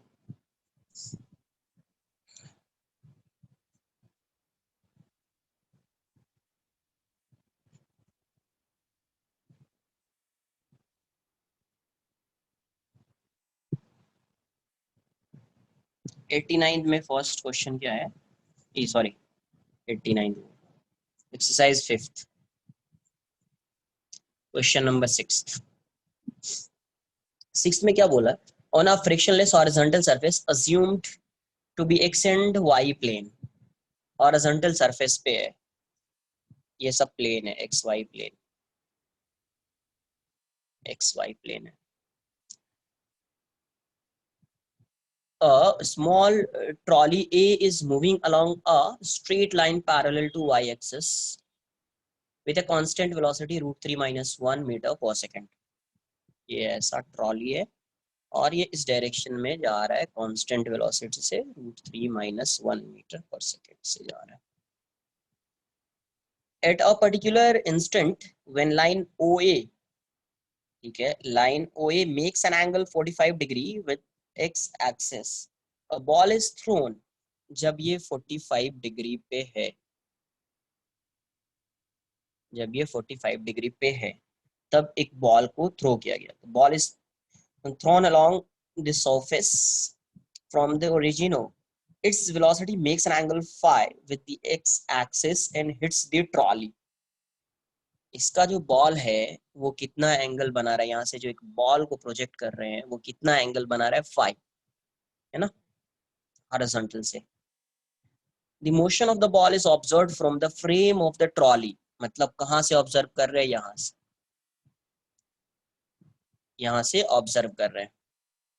Calculate the angle made by the velocity vector of the ball with the x axis in this frame. अब ये बताओ, अब इस फ्रेम से ऑब्जर्व कर रहे हैं, ग्राउंड से नहीं ऑब्जर्व कर रहे हैं, इस फ्रेम से ऑब्जर्व कर रहे हैं, तो ये अपने आप को हमेशा किस में दिखेगा, रेस्ट में। तुमको लग रहा है ना कि ये मूव कर रहा है, खुद को लगेगा क्या इसको कि ये मूव कर रहा है, नहीं कर रहा है ना, तो यहाँ से जो बॉल प्रोजेक्ट करेगा तो इसको क्या लगेगा कि अरे 45 डिग्री पे अगर ये प्रोजेक्ट करता तो आके स्ट्राइक करता मुझे, ऐसा ही लगेगा ना उसको। क्या लगेगा कि 45 डिग्री पे प्रोजेक्ट करेगा तो यहाँ पे आके ये क्या करेगा, स्ट्राइक करेगा। अरे आई कुछ बात समझ में, है ना, क्योंकि कहां से मोशन ऑब्जर्व कर रहा है, यहाँ से नहीं। लेकिन अगर ये बताओ ग्राउंड से मोशन को ऑब्जर्व करता, कोई ऑब्जर्वर होता ग्राउंड से मोशन को ऑब्जर्व करता, तो उसको क्या लगता, नहीं 45 डिग्री पे तो पॉसिबल ही नहीं है, क्योंकि इतने टाइम में तो ये आगे चला जाएगा, इतने टाइम में क्या करेगा वो यहाँ पे आ जाएगा, है ना। तो किसी 45 डिग्री से ज्यादा एंगल पे, इतनी एंगल पे उसको स्ट्राइक करना चाहिए था, बट फ्रेम ये है तो इसको 45 डिग्री से ही प्रोजेक्ट करना पड़ेगा। तो फर्स्ट वाले क्वेश्चन का आंसर तो फाई इक्वल्स टू 45 हो जाएगा, फाई की वैल्यू 45। आई बात समझ में।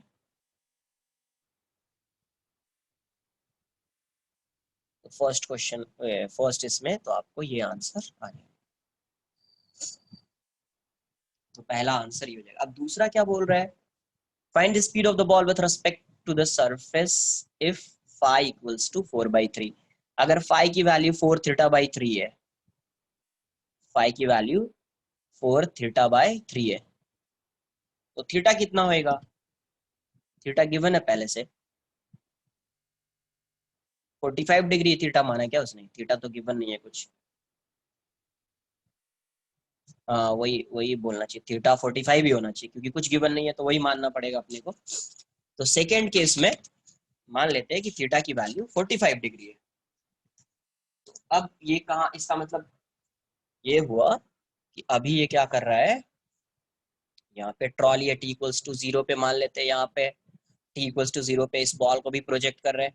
तो पहले 45 डिग्री था, अब ये कुछ यहाँ पे आ जाएगा, कांस्टेंट वेलोसिटी से जा रहा है, तो सपोज ये यहाँ पे आ गया, तो ये किसी एंगल से प्रोजेक्ट कर रहे हैं, कितने एंगल से, तो फाई से, ये टोटल एंगल फाई है, फाई की वैल्यू 4 थीटा/3 है, तो 4/3 इंटू 45 डिग्री, तो ये वैल्यू 60 डिग्री हो जाएगी, ये वैल्यू 60 डिग्री हो जाएगी, टोटल एंगल कितना हो गया 60,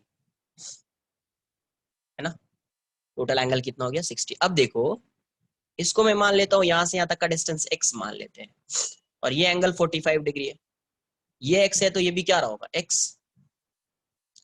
और यहाँ से यहाँ तक का time t equals to t है, तो ये वाला टाइम, ये डिस्टेंस कवर किया होगा, तो ये कितना डिस्टेंस कवर किया, vt कांस्टेंट वेलोसिटी से जा रहा है, और ये हॉरिजॉन्टल प्लेन है, क्वेश्चन में ये दिया हुआ हॉरिजॉन्टल प्लेन है, ऐसा नहीं कि वर्टिकली अपवर्ड डायरेक्शन में इसको प्रोजेक्ट कर रहे हैं, इस डायरेक्शन में इसका कोई एक्सेलरेशन नहीं है, इस डायरेक्शन में इसका कोई एक्सेलरेशन नहीं है। मान लीजिए यू स्पीड से प्रोजेक्ट किया, कितने स्पीड से, यू स्पीड से प्रोजेक्ट किया, है ना।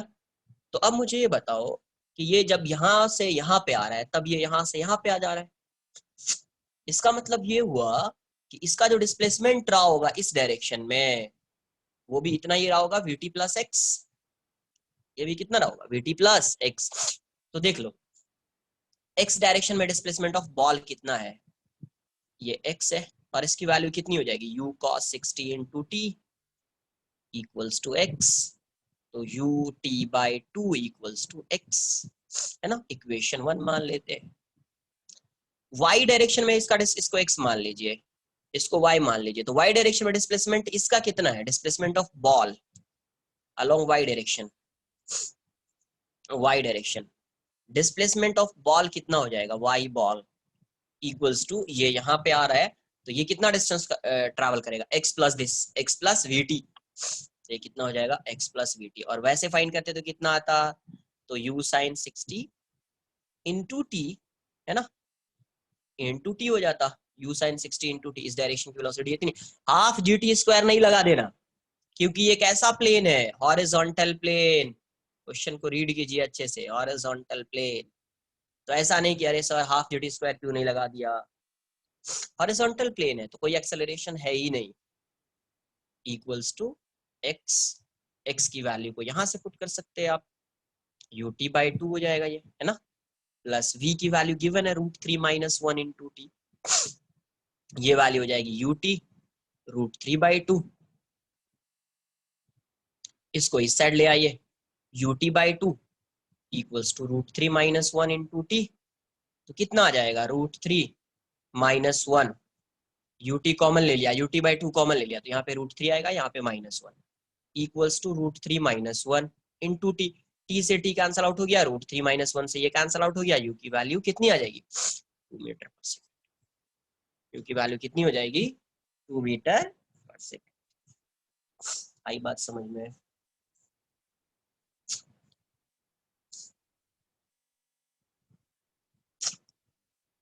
एक्स क्या क्या बोला, एक्स कंपोनेंट नहीं ध्यान दिया, एक बार चैट देखना पड़ेगा मुझे, क्या बोला तुमने। Theta should be 40. Can we equate the x and y component of relative velocity because theta is 45? Theta 45 है ना, थीटा 45 दिया हुआ है, ये इसके अलोंग थोड़ी जा रहा है, देखो ना, इसके रेस्पेक्ट में भी बात करोगे तो इसके रेस्पेक्ट में 45 डिग्री थोड़ी आएगा, फिर ये तो हॉरिजॉन्टल से 45 डिग्री आएगा ना। तो उनको अगर सॉल्व भी करना है, रिलेटिव वेलोसिटी भी लगाना है, तो एक को रेस्ट में ला देंगे, एक को रेस्ट में ला देंगे, और इसको इस डायरेक्शन, नेट वेलोसिटी इसकी इस डायरेक्शन में आ जाएगी, फिर इस डायरेक्शन, इसकी नेट वेलोसिटी इस डायरेक्शन में आ जाएगी। तो अब इसका रिजल्टेंट होगा ये, इसका और इसका रिजल्टेंट होगा। अरे बस समझ में, नेट वेलोसिटी इस डायरेक्शन में होनी चाहिए, बस ये ध्यान रखना है। यस यस, लीव कर सकते हैं। तो ये 45 पे इसकी नेट वेलोसिटी होनी चाहिए, तो इसके एक्स डायरेक्शन की वेलोसिटी और वाई डायरेक्शन की वेलोसिटी सेम होगी, बस वो इक्वेट कर सकते हैं आप, बिल्कुल कर सकते हैं, उसको इक्वेट कर सकते हैं कि 45 डिग्री नेट वेलोसिटी 45 डिग्री पे है इसके रिस्पेक्ट में, तो इसका एक्स कंपोनेंट और इसका वाई कंपोनेंट सेम होगा। तो एक्स कंपोनेंट तो इसका होएगा ही नहीं, एक्स कंपोनेंट इसी का होएगा, है ना, तो वो देख सकते हैं आप। नेक्स्ट क्या है, क्वेश्चन नंबर 7,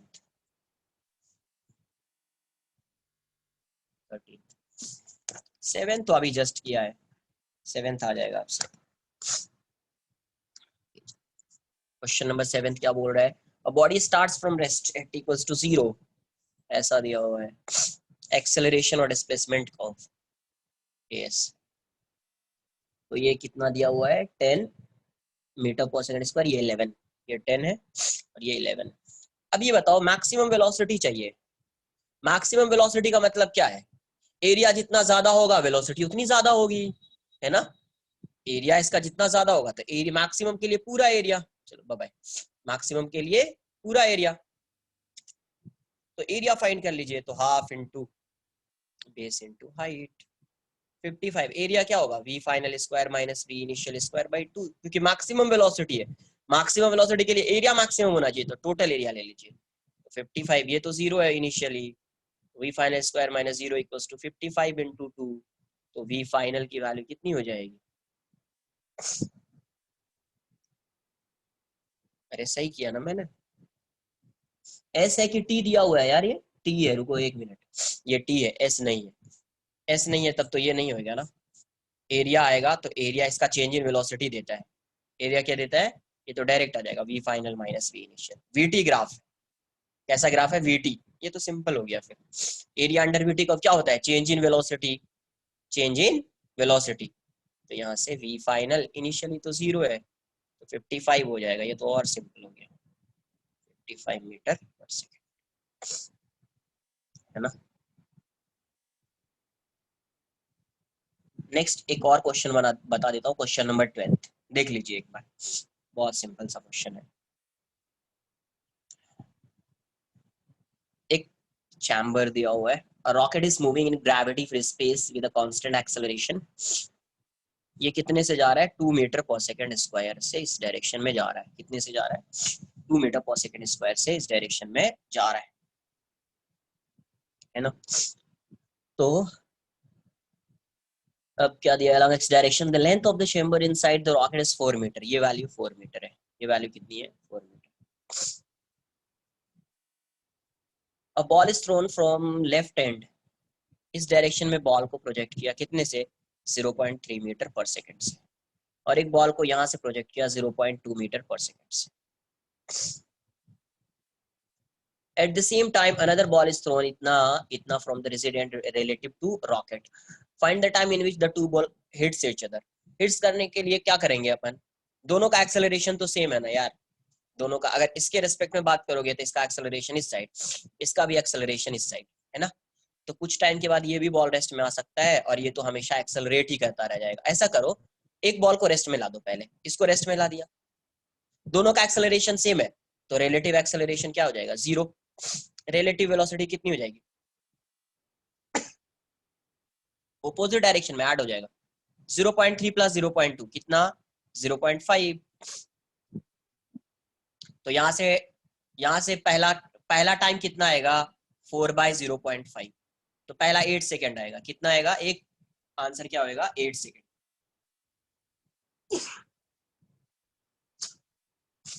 एक और आंसर दिया हुआ है इसका 2 सेकेंड भी.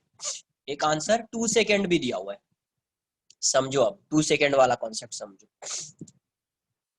ये बताओ, ये 0.3 मीटर पर सेकेंड है.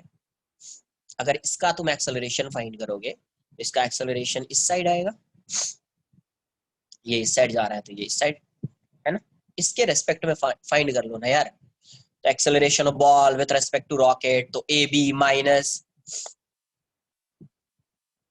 AR. AB तो 0 है तो ये -2 हो जाएगा. -2 का मतलब इसका एक्सेलरेशन इस साइड है, इसका भी एक्सेलरेशन वैसे ही आएगा इस साइड. तो ये रेस्ट में आ जाएगा. ये क्या होएगा? रेस्ट में आ जाएगा. तो रेस्ट में आएगा ना, तो एक बार देखो कितने टाइम में रेस्ट में आ जा रहा है. अरे ए रिलेटिव 0 नहीं दिख रहा है मेरा. ए रिलेटिव सर कैसे 0 हो गया?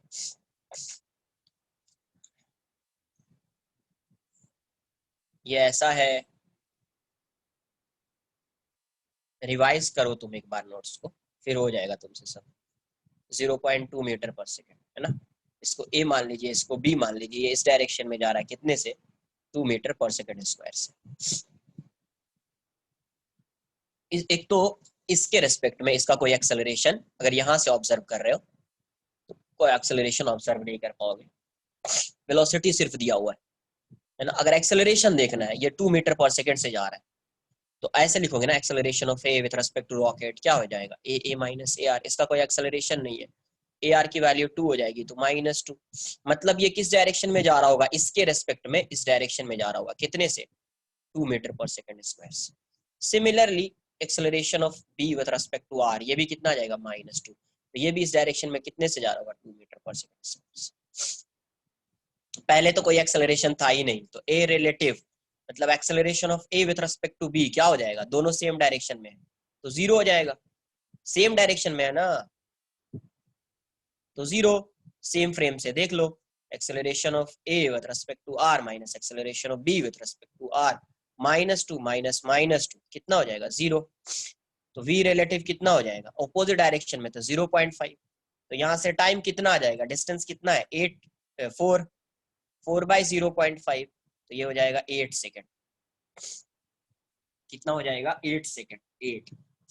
अब दूसरा एक आंसर दिया हुआ है, 2 सेकेंड भी आंसर है, उसको भी एनालाइज करो. देखिए यहाँ से, अब ये इस डायरेक्शन में कितने से जा रहा था? 0.3 मीटर से जा रहा था. एक्सेलरेशन इसका कितना है? 2 मीटर पर सेकेंड. तो एक बार देख लो कितनी टाइम के बाद इसकी वेलोसिटी 0 हो जाएगी. तो V इक्वल्स टू, चेक कर लो इसका, V equals to U plus AT. इसकी वेलोसिटी तो कभी 0 होएगी नहीं. 2 मीटर से जा रहा है, यहाँ से यहाँ तक आने में तो 0 होएगी नहीं, और एक्सेलरेट भी कर रहा है इसी डायरेक्शन में. ये तो रिटार्ड कर रहा है. तो V equals to A plus AT कर दिया. इसको 0 कर रहे हो, ये 0.3 है, ये -2t है. तो t की वैल्यू कितनी हो जाएगी? 0.3/2, 0.15 सेकेंड. बहुत कम टाइम में इसकी वेलोसिटी 0 हो जाएगी. मतलब ये बहुत कम डिस्टेंस ट्रैवल करेगा. ये मैक्सिमम डिस्टेंस ट्रैवल करेगा. ये मैक्सिमम डिस्टेंस क्या करेगा? ट्रैवल करेगा. ये बहुत ही कम डिस्टेंस ट्रैवल करेगा. आ रही बात समझ में? ये 4 मीटर है. क्यों? क्योंकि ये बहुत कम टाइम है. तो आप फॉर्मूला भी लगाओगे ना, S equals to UT plus half AT square, तो डिस्टेंस बहुत कम आने वाला है, क्योंकि बहुत 0.15 सेकेंड तक ये ट्रैवल किया, और स्पीड भी 0.3 है यार, 0.3. तो UT लगाओगे प्लस हाफ AT स्क्वायर लगाओगे, बहुत कम हो जाएगा ये. तो इसीलिए बोल सकते हैं कि ये बहुत कम डिस्टेंस ट्रेवल करेगा। तो यहाँ पे जो कोलिजन होगा ये इसके टुवर्ड्स होगा, इसके आसपास, इस पॉइंट ए के आसपास होएगा कोलिजन। किसके आसपास होगा कोलिजन? पॉइंट ए के आसपास कोलिजन होगा। मतलब ये जो 4 मीटर डिस्टेंस है, तो 4 मीटर डिस्टेंस जो है अप्रोक्सीमेट, ये 4 मीटर डिस्टेंस ये ट्रैवल कर लेगा, क्योंकि ये तो बहुत ही कम डिस्टेंस ट्रैवल कर रहा है। तो यही डिस्टेंस 4 मीटर को यही कवर कर लेगा। कौन? यही, ये वाला। तो जब आप ये अज्यूम करके चलोगे तो वहां से 2 भी आंसर आ जाएगा। तो अब देख लेते हैं, s equals to U T plus half A T square का फॉर्मूला लगा दो। कितना डिस्टेंस ट्रेवल करेगा ये? 4, यू भी लिख दीजिए 0.2 T plus half 2 into T square, cancel out हो जाएगा। तो यहाँ से T square plus 0.2 T minus 4 equals to 0, minus 4 equals to 0। तो यहाँ से टी की जब वैल्यू फाइंड करेंगे ना, minus 0.2 plus minus B square plus 4ac 4 into 4/2a, यहाँ से जब वैल्यू फाइंड करोगे तो यहाँ से टी की वैल्यू 2 सेकेंड आएगी। तो इसका आंसर जिसने 8 लिखा होगा वो भी सही है, जिसने 2 लिखा होगा वो भी सही है, जिसने दोनों एक ही लिखा होगा, कोई सब मैक्सिमम जो है स्टूडेंट वो 8 ही लिख कर आया होगा, बट किसी ने अगर 2 लिखा होगा तो वो भी सही है, क्योंकि ये इंटीजर टाइप क्वेश्चन था एडवांस का, 2014 जेईई एडवांस का इंटीजर टाइप क्वेश्चन है ना। तो एक ही आंसर हो सकता है, या तो 8 या तो 2। तो जिसने दोनों में से कोई लिखा है उसको मार्क्स मिल गया होगा। आई बात समझ में? ये था आपका काइनेमेटिक्स।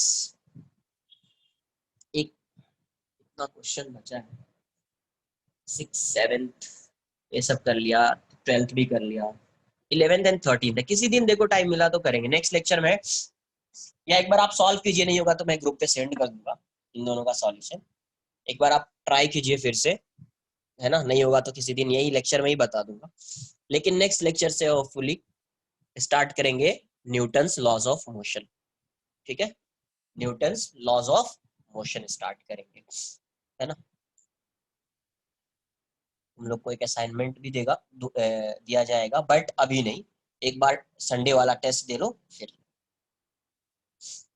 जितना क्लास नोट्स है उसको रिवाइज कीजिए। यूनिट एंड डायमेंशन आएगा, अभी आएगा, टाइम है यूनिट एंड डायमेंशन में, वो सब इतना ये नहीं है। यूनिट एंड डायमेंशन क्या होता है लास्ट में पढ़ने से ज्यादा बेटर, क्योंकि क्या है, यूनिट एंड डायमेंशन आप तभी फाइंड कर पाओगे जब आपको फॉर्मूला पता होता है, जब आपको फॉर्मूला पता होता है। एनसीईआरटी में पहले दिया हुआ है, फॉर्मूला पता नहीं है, कहाँ से यूनिट बताओगे, कहाँ से डायमेंशन बताओगे यार।